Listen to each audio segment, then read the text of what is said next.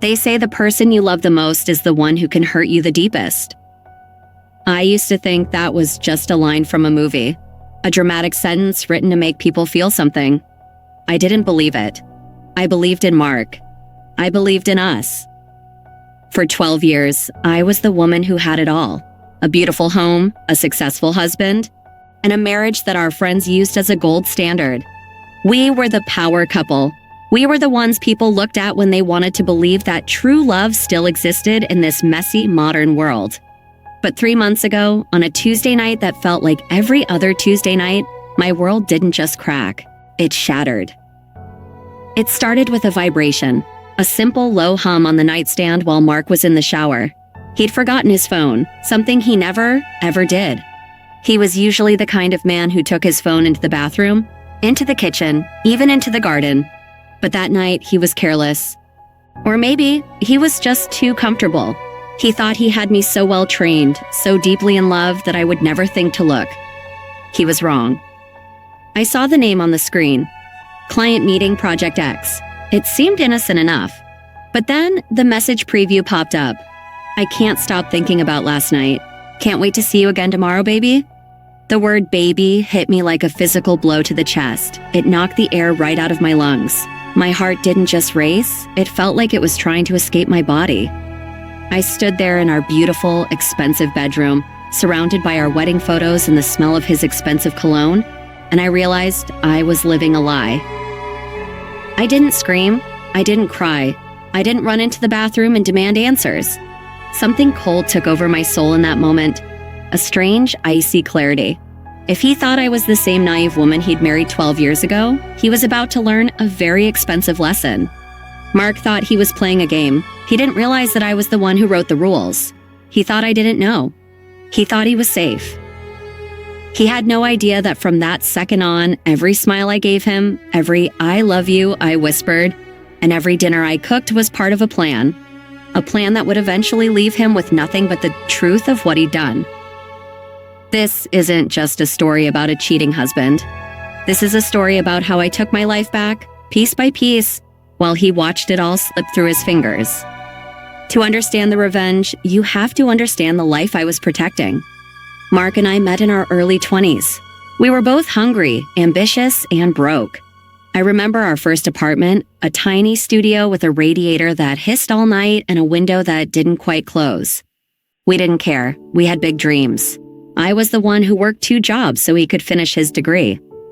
I was the one who stayed up until 3 a.m. helping him edit his business proposals. I wasn't just his wife, I was his architect. I built the man the world saw today. When he started his firm, I was the silent partner. I handled the books, I managed the branding, and I made sure every client felt like they were part of a family. By the time we hit our mid-30s, the struggle was over. We moved into the suburbs, the good part of town. We had the lawn, the designer furniture, and the 2 cars in the driveway. From the outside, we were the definition of success. Mark had changed, though. The man who used to share a $5 pizza with me was gone. In his place was a man who wore $2,000 suits and checked his reflection in every window he passed. He became obsessed with status. He liked the way people looked at him. He liked the power. I told myself it was just the stress of the business. I told myself that the late nights at the office were the price we had to pay for this lifestyle.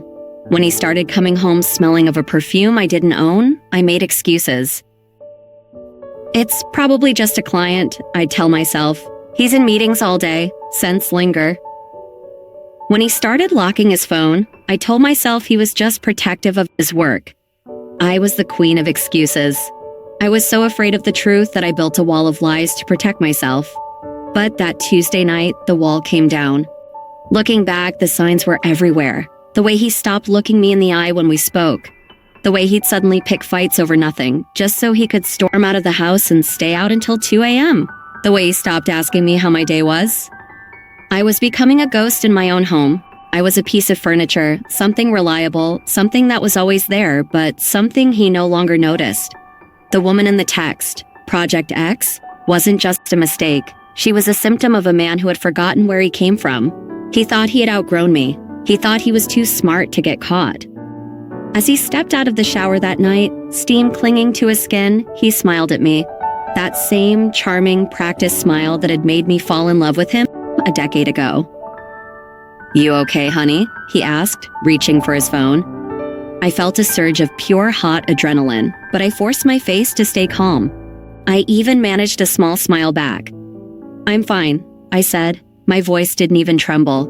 "Just thinking about our anniversary coming up. It's a big one this year. I want to make it special." He chuckled, tucking his phone into his pocket without even looking at the screen. "Whatever you want, Sarah. You know I'm busy with the new merger, but I'll make time for you." I'll make time for you. Like I was a chore. Like I was a meeting he had to squeeze into his busy schedule. That was the moment I stopped being his wife and started being his enemy. I didn't want a divorce. Not yet. A divorce would be too easy for him. He'd get half the assets, he'd get his freedom, and he'd go straight to her. No, I wanted him to feel the weight of what he was throwing away. I wanted him to see his world crumble, brick by brick, while I held the sledgehammer. The first thing I did was learn how to be a ghost. If you want to catch a liar, you have to become a better one. For the next 2 weeks, I was the perfect wife. I made his favorite breakfasts. I listened to him talk about his stressful days at work. I even bought new lingerie, playing the role of the woman trying to rekindle the spark. It was disgusting. Every time he touched me, I wanted to scrub my skin with steel wool. But I had to stay close. I needed his passwords. I needed his patterns. I needed to know who Project X really was. It didn't take long. Mark was arrogant. Arrogant people always leave a trail because they don't think anyone is smart enough to follow it. I waited until he was in deep sleep, the kind of sleep that comes after 2 glasses of expensive scotch. I took his thumb, pressed it against his phone sensor, and I was in. I didn't find just one message. I found a gallery of betrayal. Her name was Elena. She was 24. She was a junior associate at his firm. The messages went back 6 months. They weren't just hookup texts, they were talking about a future. My husband, the man I had built from the ground up, was telling this girl that he felt trapped with me. He told her I was boring. He told her that as soon as the merger went through, he was going to leave me and take her to the Maldives. He was using our joint savings account to buy her jewelry. He'd bought her a Cartier bracelet for her birthday, the same bracelet I'd pointed out in a magazine a year ago, which he'd told me was too flashy. But the worst part? The part that made me have to cover my mouth so my screams wouldn't wake him? They were laughing at me. In one thread of messages, he'd sent her a photo of the dinner I'd cooked of him. "The warden made pot roast again," he'd written, "counting down the minutes until I can be with you." She replied, "Poor thing, she has no idea, does she?" Mark's response, "She's clueless. She'd never survive without me anyway." I sat on the edge of the bed in the dark, the blue light of the phone illuminating my face. Clueless. The warden. Wouldn't survive. He didn't just betray our marriage, he betrayed my dignity. He saw me as a pathetic, helpless woman who was lucky to have him. He thought he was the sun and I was just a moon reflecting his light. That was his biggest mistake. He forgot that the moon controls the tides, and I was about to bring in a storm that would drown him. I didn't delete anything. I didn't send the messages to myself. Not yet. Instead, I began to document. I took photos of his screen with my own phone. I recorded the bank transfers. I found the secret credit card he'd opened in his name. I discovered that the merger he was talking about wasn't just a business move. He was trying to move company assets into a private holding account, so that when he finally filed for divorce, the business would look like it was failing. He was trying to cheat me out of my share of the company I helped build. He wasn't just a cheater, he was a thief. I spent the rest of that night sitting in my home office, staring at a blank notebook. By dawn, the first 3 pages were filled. Step 1, secure the evidence. Step 2, cut off his escape routes. Step 3, the anniversary party. The party was in 3 weeks. We had invited 150 people.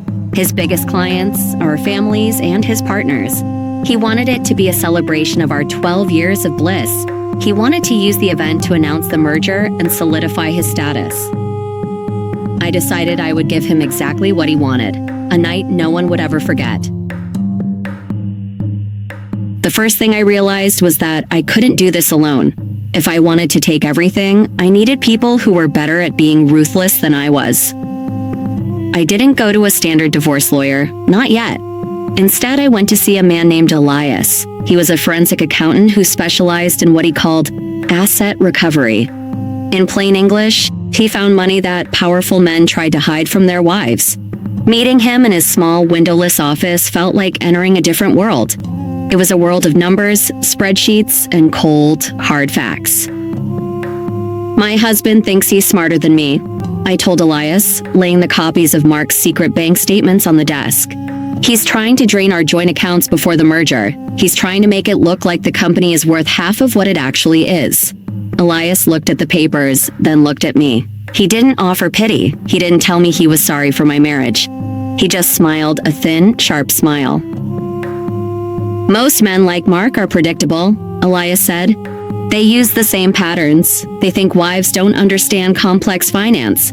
They think as long as they provide the lifestyle, the wife won't look at the ledger. For the next 3 hours, we went through 12 years of our lives. I showed him how I had built the branding, how I had managed the initial investors. I proved that without my input, the company wouldn't exist. Elias gave me my first piece of the puzzle. If he signs that merger under the current terms, he can move the money to a holding company in the Caymans. Once it's there, it's a ghost. You'll never touch a penny. But he paused, tapping a pen on the desk. If we can prove he's intentionally devaluing the company to defraud a spouse, the judge will freeze everything. He won't just lose the money, he'll lose the firm. I felt a cold shiver of satisfaction. What do I need to do? Keep playing the part, Elias said. Get me the login credentials for his private server. And Sarah, don't let him see you sweat. Liars are always looking for a crack in the mirror. If you change your behavior, he'll bolt. So I went home and I became the best actress in the world. That evening, I made Mark's favorite meal, lamb chops with rosemary. I wore the dress he liked. I laughed at his jokes. When he talked about the merger, I leaned in and acted fascinated. It sounds so complicated, Mark, I said, my voice trailing off with calculated innocence. I don't know how you handle all that pressure. I'm just so proud of what you've built for us. He patted my hand, that condescending, good girl pat that used to make me feel loved, but now made my skin crawl. It's a lot, Sarah, but don't you worry your head about it. After the merger, we'll have more money than we know what to do with. I might even take an early retirement. Translation. After the merger, I'm leaving you and taking the cash. I can't wait, I whispered. I wasn't lying. I couldn't wait to see the look on his face when he realized that the helpless woman he was patronizing had already placed a noose around his bank account. To truly destroy a man like Mark, you can't just take his money. You have to destroy his ego. And Mark's ego was currently tied up in a 24-year-old girl named Elena.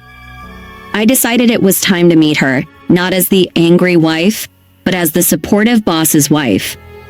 I showed up at Mark's office unannounced the following Thursday. I brought a tray of high-end cupcakes and a bright, fake smile. The receptionist, who had known me for years, buzzed me right in. Sarah, what a surprise, she said. Just wanted to bring a little treat for the team, I said loudly. They've been working so hard on the merger. I know Mark has been staying late every night. I walked through the open plan office, greeting people I'd known since we were working out of a garage. And then I saw her. Elena was sitting at a glass desk near Mark's office. She was beautiful in that young, unbothered way that only people who haven't been broken by life can be. She looked up as I approached, and for a split second, I saw it. The flash of recognition in her eyes. The guilt. She knew exactly who I was.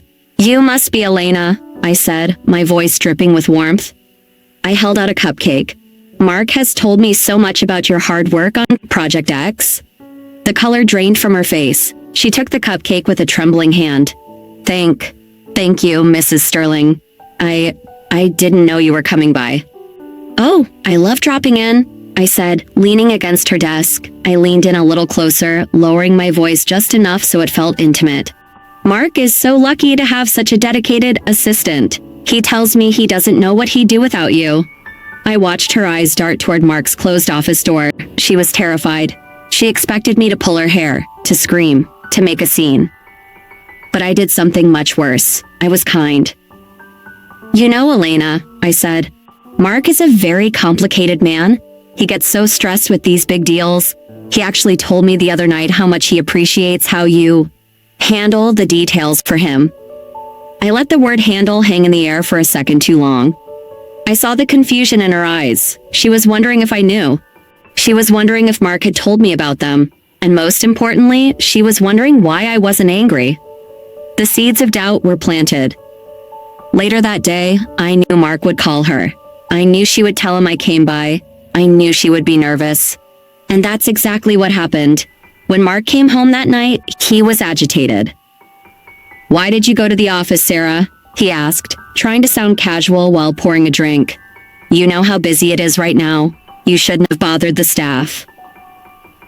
"Bothered them?" I asked, tilting my head. "I just brought cupcakes, Mark. Everyone loved them, especially Elena. She seems like such a sweet girl. A bit young for such a big project, don't you think?" She seemed a little overwhelmed. Mark stiffened. "She's capable. That's why she's on the team." "Of course," I said, turning back to my book. "I'm sure that's the only reason." I didn't say another word. I didn't need to. For the rest of the night, I watched him check his phone every 5 minutes. He was texting her, trying to calm her down, trying to keep his two worlds from colliding.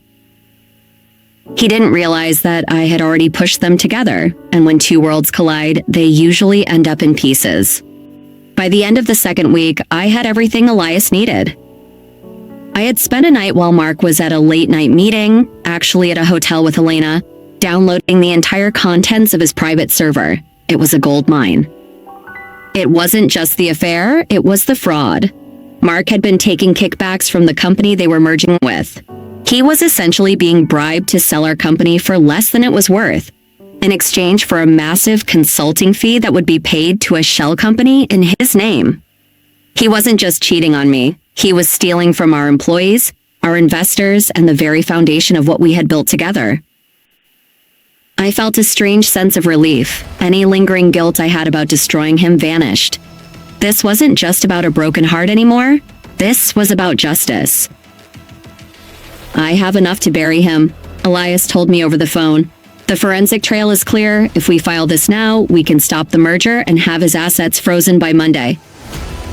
"No," I said, staring out the window at the garden Mark had never helped me plant. "Not yet. If we do it now, he'll have time to come up with a defense. He'll hire a big-shot lawyer and drag this out for years." "What are you thinking?" Elias asked. "The anniversary party," I said. "It's in 8 days. The merger is supposed to be finalized the morning after. He wants to stand in front of all our friends and family and talk about success and loyalty." I gripped the phone tighter. I want him to have everything he ever wanted. I want him to feel like he's at the very top of the mountain. I want him to see his future, his money, and his mistress all in one room. And then, I said, I'm going to pull the mountain out from under him. I spent the next few days finalizing the details for the party. I spent a fortune. I hired the best caterers, the best decorators, and a professional lighting crew. I also hired a private security team, not for protection, but for delivery. I contacted the CEO of the company Mark was merging with, a man named Mr. Henderson. He was an old-school businessman who valued reputation above all else. I told him I had some confidential due diligence information that he might find interesting before he signed their final papers. We met in a quiet cafe. When I showed him the evidence of Mark's kickbacks in the shell companies, his face turned a deep shade of purple. "He was playing me," Henderson hissed. "He was playing all of us," I said calmly, "but you can walk away. Or you can help me make sure he never does this to anyone again." Henderson looked at me, really looked at me. "What do you want, Sarah?" "I want you to come to the party," I said, "and I want you to bring the termination papers for the merger. I'll provide the stage. You just provide the ending." As I walked out of that cafe, the air felt different. For the first time in months, I didn't feel like a victim. I didn't feel like the warden or the clueless wife. I was the hunter, and Mark, he was just a man who had forgotten that the person who knows you best is the person who can destroy you most completely. The party was only 48 hours away. Mark was upstairs, trying on his new tuxedo, whistling a tune. He thought he was preparing for the greatest night of his life. He had no idea it was going to be his last night as a successful man. The morning of the anniversary party, the air in our house felt heavy. It was the kind of stillness you feel right before a massive thunderstorm breaks. I woke up early, before Mark. I sat on the edge of the bed and watched him sleep. For a second, just a tiny, fleeting second, I felt a pang of sadness. I remembered the boy he used to be. I remembered the way he used to hold my hand when we had nothing but a dream and a shared order of fries. But then, I looked at his phone on the nightstand. I remembered the words, the warden. I remembered the Cartier bracelet he bought Elena with our retirement savings. The sadness died. In its place, something cold and indestructible took root. I spent 3 hours getting ready. I didn't want to look like a victim. I didn't even want to look like a wife. I wanted to look like an executioner. I chose a dress of deep, shimmering gold. It felt like armor. When I looked in the mirror, I didn't recognize the woman staring back. Her eyes were hard. Her smile didn't reach her face. She was ready. Mark came in as I was finishing my makeup. He wrapped his arms around me from behind, his face pressed against my neck. A year ago, I would have melted into him. Now I had to suppress a shudder of disgust. "You look incredible, Sarah," he whispered. "Tonight is going to be the start of a whole new life for us." "You have no idea how right you are, Mark," I replied, meeting his eyes in the reflection. He laughed, thinking I was talking about the merger. He thought we were on the same team. He thought he was the hero of the story, and I was just the supporting character who was lucky to be in the credits. The caterers arrived at 2 p.m., the florist at 3 o'clock. By 6 o'clock, our massive backyard had been transformed into a dreamscape of white lilies, fairy lights, and silk-covered tables. It looked like a wedding. That was the irony. It looked like a beginning, but it was actually a funeral. I had a final check-in with the technical crew I'd hired. "The video file is ready?" I asked the lead technician. "Ready and loaded, Mrs. Sterling," he said. "Just give us the signal during the toast." "And the audio?" "Crystal clear." I nodded. Everything was in place. The trap was set. Now, all I had to do was wait for the prey to walk into the center of the room. The guests began to arrive at 7 p.m. It was a sea of expensive suits and designer dresses. Mark was in his element. He moved through the crowd like a king, shaking hands, slapping backs, and accepting congratulations for a merger that hadn't even happened yet. He was glowing. He was drunk on his own perceived power. And then she arrived.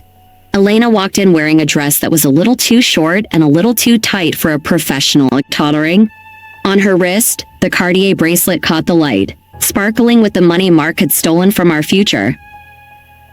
I watched Mark's face when he saw her. He tried to stay composed, but I saw the way his eyes lingered.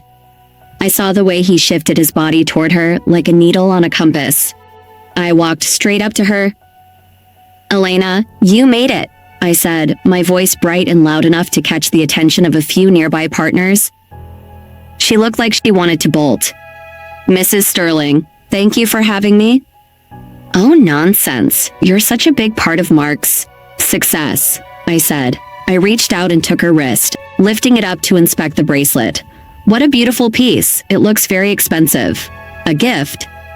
Elena turned bright red. Mark stepped in, his voice slightly strained. "Sarah, honey, let's not interrogate the staff. I'm sure Elena worked hard for that." "I'm sure she did," I said, smiling at her until she looked away. "I'm sure she gave it her all." I left them there, feeling the heat of their shared panic. I could see them whispering to each other 5 minutes later in the corner of the garden. Elena was gesturing wildly. Mark was trying to calm her down. He was probably telling her that I was just being the warden again. He was probably promising her that in 48 hours they would be on a plane to the Maldives. At 8:30 p.m., Mr. Henderson arrived. The CEO of the merging company didn't look like he was there for a party. He looked like a man who was about to perform surgery. He caught my eye and gave a single somber nod. Mark saw him and his face lit up. He thought Henderson was there to celebrate. He rushed over, hand extended.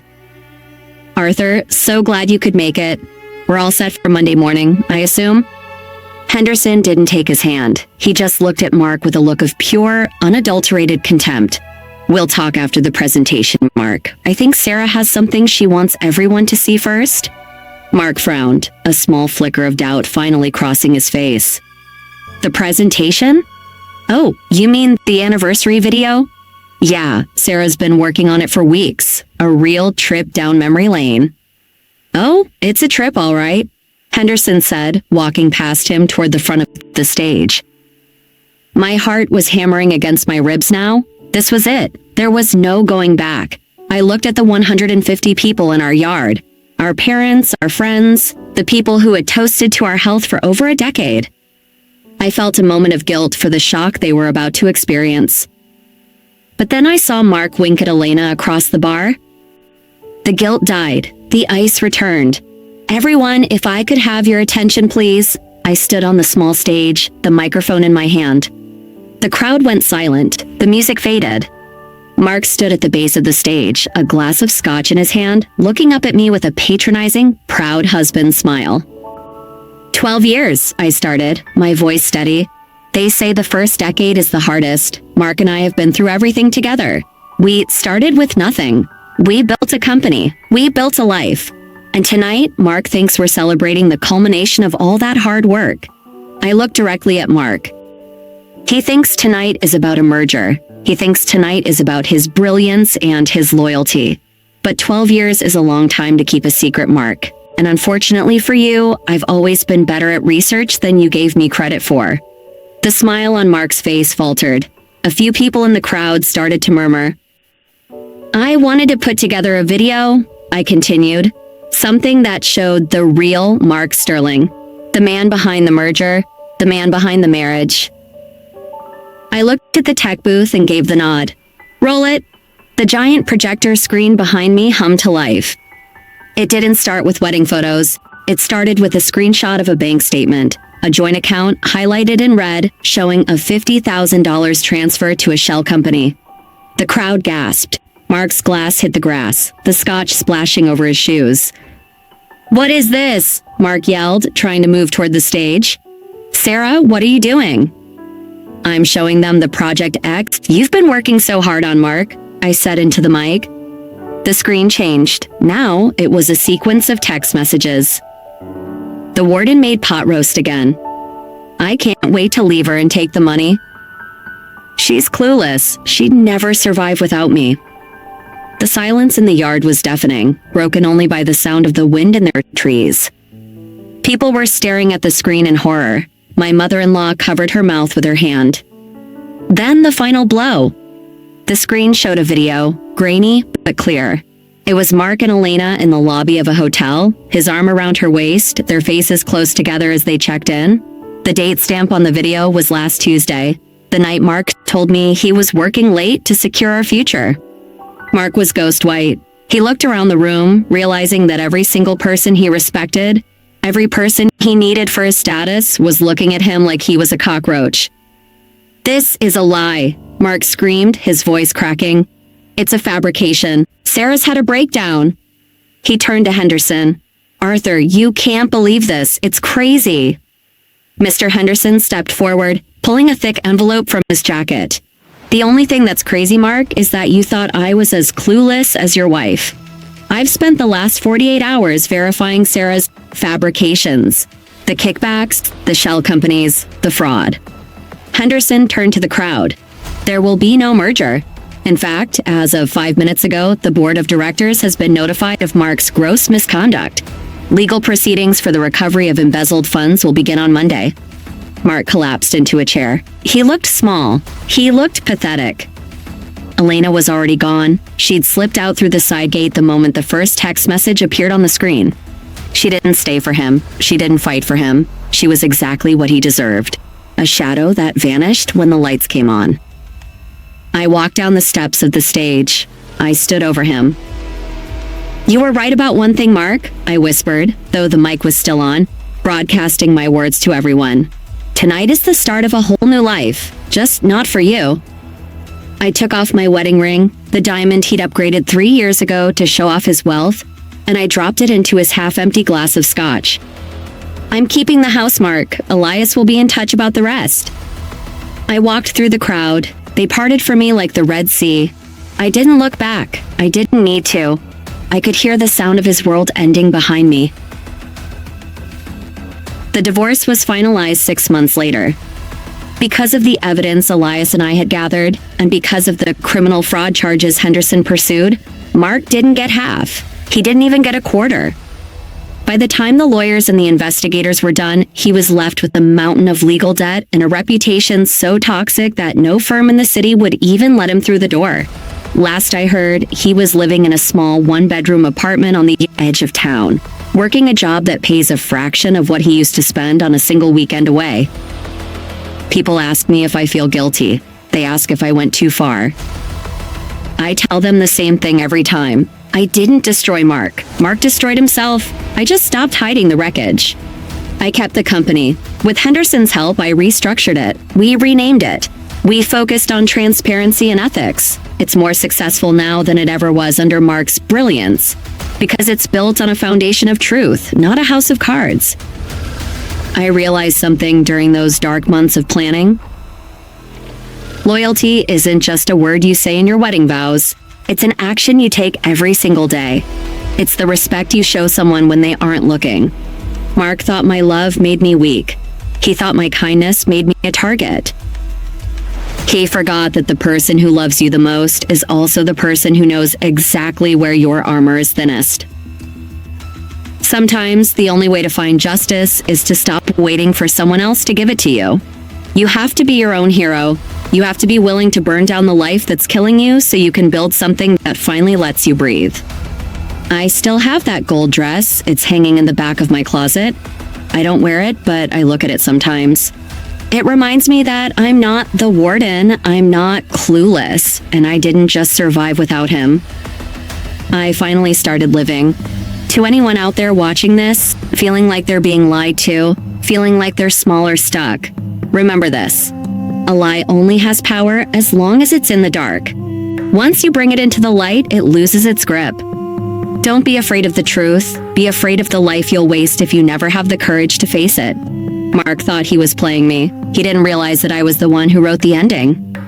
And for the first time in 12 years, the ending is exactly what it should be.